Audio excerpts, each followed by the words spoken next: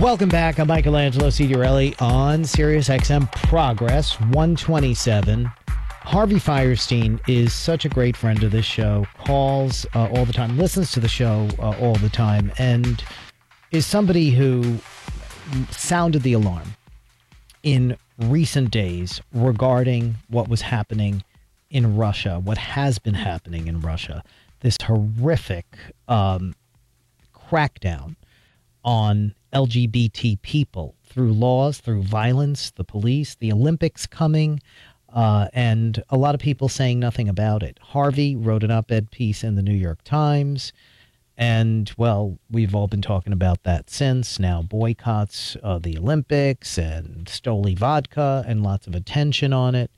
He joins me now to talk all about that and everything else. Hi, Harvey. I love what you've done to 127. Look how you've redecorated the whole place. You had a couple of gay men in there, and the whole place is just happier and prettier. So this is truly amazing now, seeing all of the support of activists across the country focused on what's happening in Russia. And I saw for you, it was really like you were just getting angry and angrier on your Facebook page. It was building. And I'm still getting angrier and angrier. Well, first of all, I have to thank you because it's listening to your show that I heard a lesbian interviewed.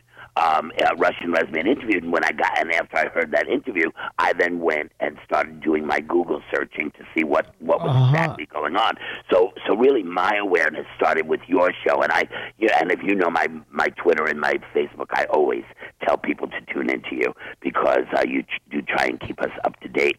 So that's how it began for me. But when I saw what was going on, and I saw this was an actual movement on Putin's part to shore up his right wing. We were being used as scapegoats again. And knowing what else is going on in the world, it seemed to me a very good opportunity for us as a community to say, you know what, boys, time to stop fucking with us. Time to stop making money. Time for churches to stop making money by demonizing us. It's time for politicians to stop raising money by demonizing us. It's time to make the gay community too dangerous to do that to. Russia happens to be a great place to do it because Putin is, as I call him, Rat Putin. He is such an out-and-out villain. It's very easy to see him as a villain. It's a little easier to see him as a villain than some of the others who would take us down and who would use us for their own political or monetary gains. But I think there's an entire movement here and an opportunity to say the gay community is no longer available to be your scapegoat. Yeah, and, there really is a connection now, I think, this community all across the world now. We've gotten a lot done. That's why the Olympics is great. It is worldwide. We've gotten a lot done in this country. We have the resources. The Internet connects us.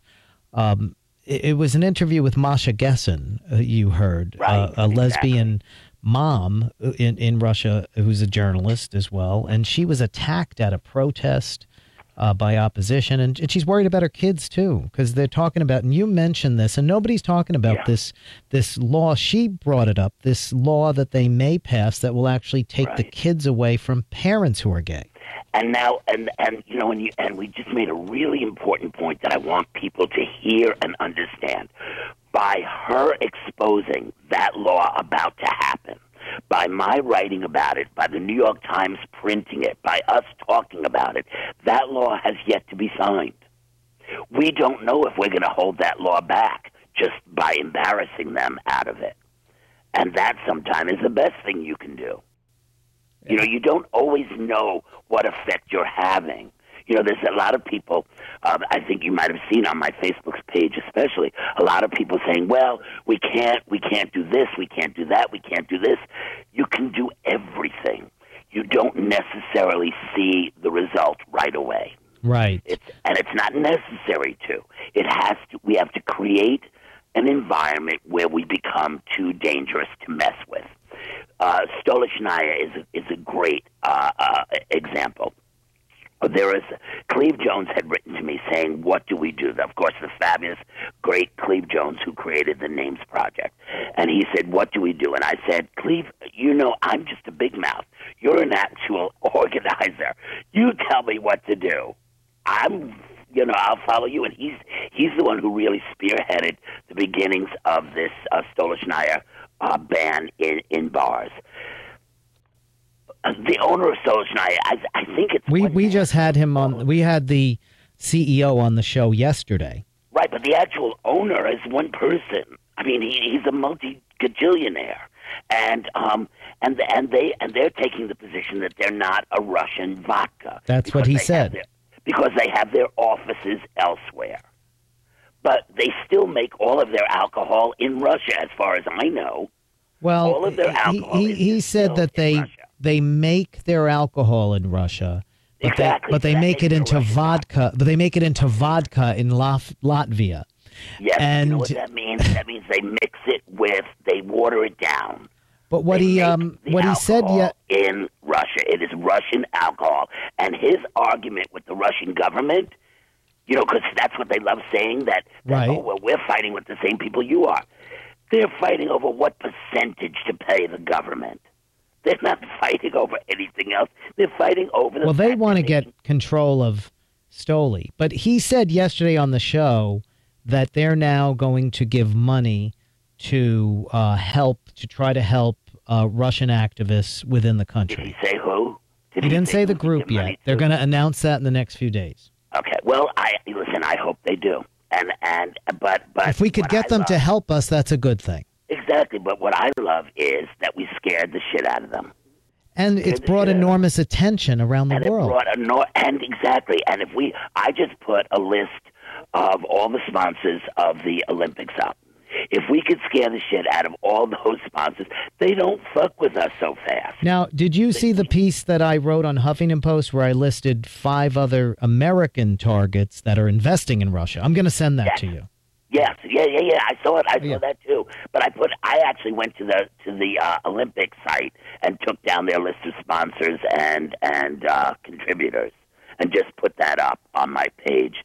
But the point is, anything we do is great. Any action we do, what will be the best action? Will it be?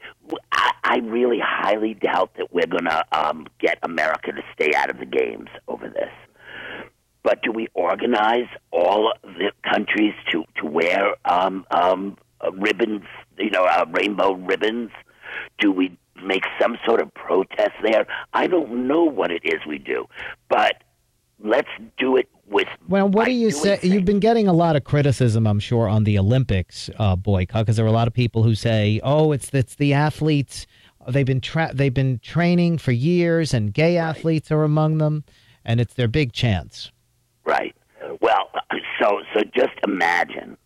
I mean, I really truly hope this doesn't happen, but just imagine that our athletes go to Russia and a few get arrested, and it changes the games. Yeah, the games are thrown. I mean, it then turns into an international incident. It's not a pretty picture. I don't think, like I said, we can really pull off an Olympic boycott, or whether that's really a good idea. I know from history that we should have boycotted in '39. When the Nazis were in power. You don't do any. Listen, politicians don't change unless you empty their pocketbooks.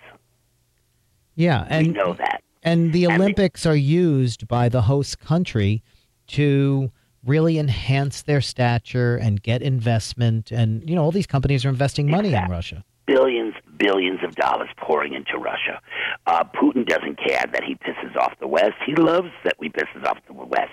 He doesn't care that he pisses off gays. He loves that he pisses off gays. That's his power. That's his right-wing constituency. Was it Milanov this morning wrote a piece that one of the guys who wrote these anti-gay laws said, "I've been speaking to American politicians, and they love what we're doing. They think we're doing great. I've been speaking to German politicians. They love what we're doing." We have to make it dangerous. We have to make it bad for them to love what they're doing. I mean, I assume you've been talking about the Pope and how all of a sudden his language has changed a little bit. You know, if it becomes dangerous, if it becomes non-profitable to bash us, then they will stop bashing. Now, we have to also get, Hillary Clinton has been promoting investment in Russia and the idea that if companies invest, it'll become a more open place. We have to put pressure on politicians, too. Yes, absolutely. But the way that you put pressure on politicians are the easiest ones to put pressure on them. Take away the money. That's all they run on is money. Politicians run on money. Cars run on gasoline. Politicians run on money. They do not run on ideas. They do not run on ideals. They have to run for office. They run on money. Make it, to take away their money, and all of a sudden they're with us. Now, Hillary made that brilliant speech last year about gay rights and being in 2011, human rights. yeah. Now she needs to back that up. You wrote that op-ed piece, and it was amazing. Within a couple of days, the New York Times editorial page then did an editorial, Putin's War on Gays.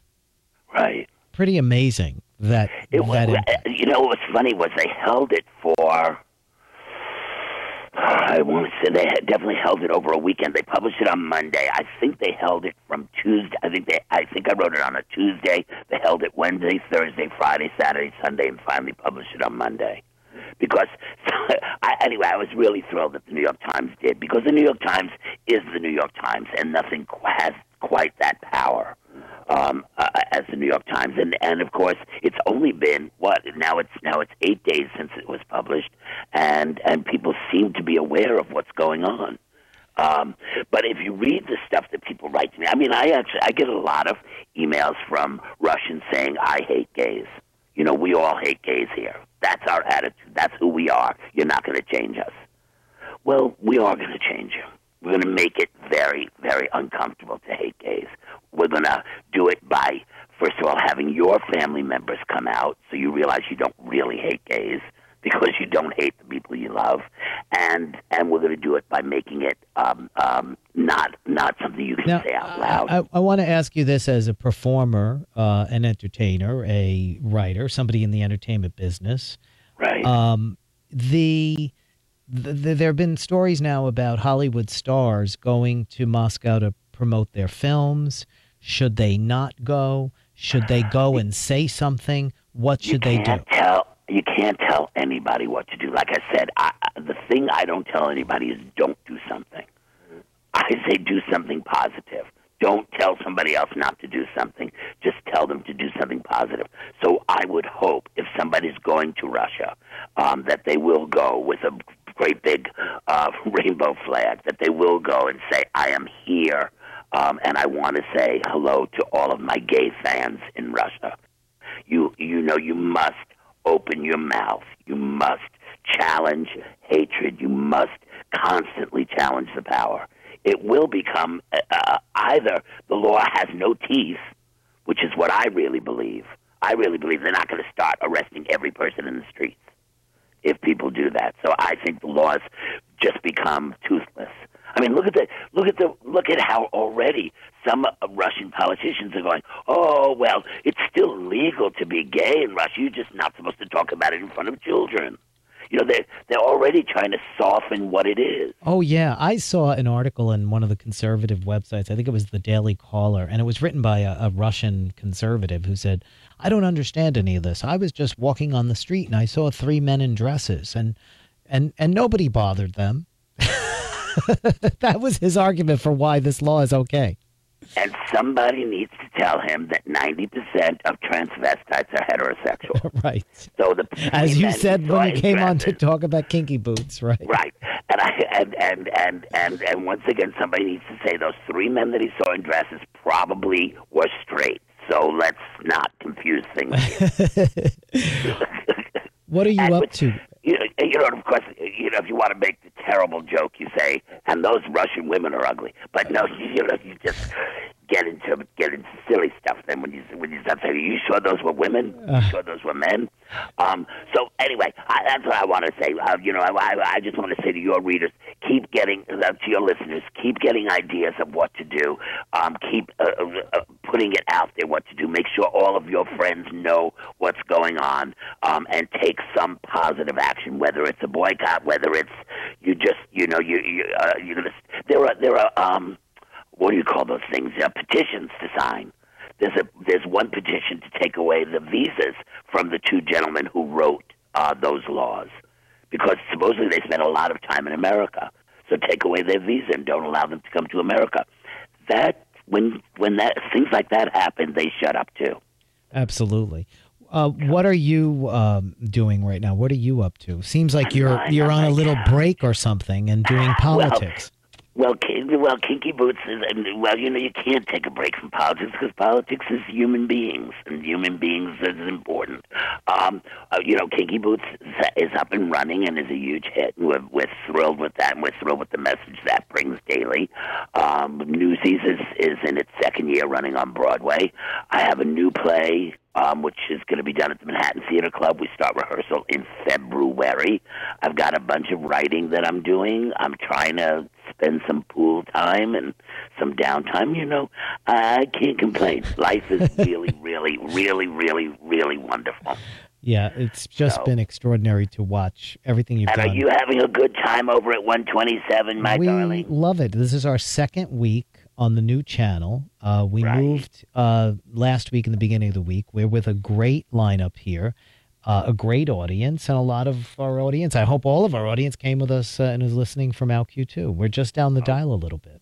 Right, down the dial a little bit, up the dial. And it's a nice neighborhood. That's right.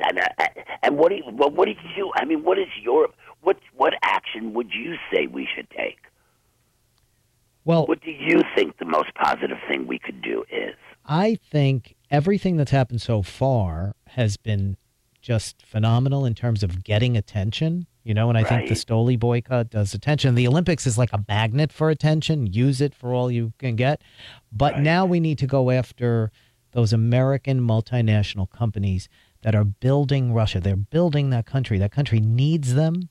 They're paving the roads. They are building the buildings. And they are selling products all across Russia. And they're American companies that respond to pressure here. Procter & Gamble is the biggest advertiser on Russian TV. Oh, is it really? Mm-hmm. Well, then we need to start coming up with plans there. Yeah. Because some of those companies actually do have very good policies here in America, as far as our community goes. But we have to make sure those policies, that they make a statement and say, we will not do business with a country, just like Russia said, we will not adopt children to any country that has gay marriage. We, Procter & Gamble, can say, we will not do business with any country that doesn't have gay marriage. Yeah. You just reverse it. You just make it uncomfortable to do business. Because, like I said, it's really I've never met a politician that couldn't be bought. And I'm not talking about bought with money under the table. I'm talking about contributions to their campaign. They have got to run on money. That's how it is. I just got back from D.C. We were you were speaking before lobbying. Congress. You were testifying. Yes, I was lobbying for because they are going to auction off frequencies, radio frequencies, and our Broadway, all the sports arenas, all the churches, mega churches, all colleges. We all use wireless microphones.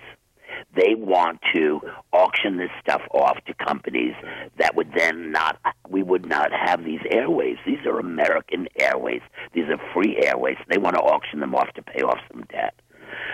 It's an absurd position. They're going to do it. We just are trying to get them to hold some back, to give us some safe haven for what we need in order to do business in America. Yeah. So, but I really felt we weren't being listened to. We had meetings. We spoke to Congress people. We had meetings. We had hearings. Everyone was very nice to us, and I don't think they listened to us. They don't. They just follow the money. Absolutely true. Follow the money. So then we're going to make them follow the money. That's it. Exactly. Exactly. Harvey, Anyway, you keep fighting the war. You too. I'm right out there with you. Oh, absolutely. All right. Harvey, All right, thank I you love so you. much. Love you too. Thanks for Take coming good on. care. Harvey Fierstein, the great Harvey Fierstein. We're back in a few minutes.